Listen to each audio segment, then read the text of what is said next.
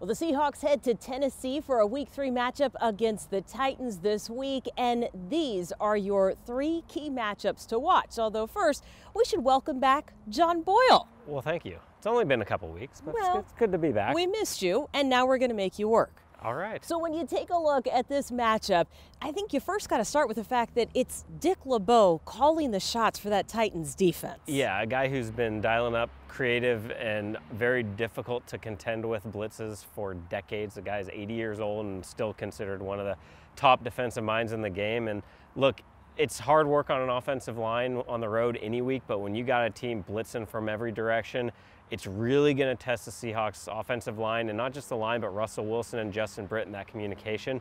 Not just how they get it done once the ball is snapped, but really what they can notice pre-snap, getting things right, getting the right calls so they can handle that pressure. And if they can't handle that, it's going to be a long day for the offense. Yeah, it's communication and it is awareness for sure for the Seahawks offense. And one of the things that Pete Carroll has communicated throughout the years, at least once or twice, is it's all about the ball. I think we've heard that before. Maybe once or twice. Yeah, and that always holds true, especially on the road. We saw it in Green Bay. The Seahawks, they were +1 in the turnover battle and right in that game, and then it was a turnover by Seattle's offense that really hurt them, led to a Green Bay touchdown.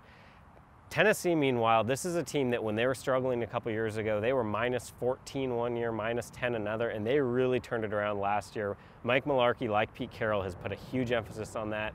If you go back to the midpoint of last season, they're +10 since then, including +2 this year. So this is a team that's suddenly gotten really good at both taking care of the ball and getting it away. And if the Seahawks can come out on top of that battle, it could mean very good things for them on the road.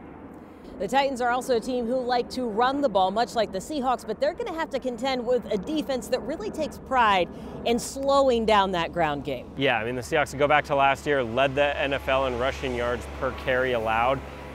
For the most part, been a very good run defense again this year, although there were a couple against San Francisco. They'd love to get back some big runs by Carlos Hyde. But, you know, like you said, Tennessee, they're a committed running team. I believe they're 6th in the NFL right now in rushing yards per game. And they love to establish that run just like the Seahawks and then play off that to get some big plays, explosive plays in the passing game. You add Marcus Mariota to the mix, a quarterback who's a big factor in the running game, and the Seahawks defense will really be tested.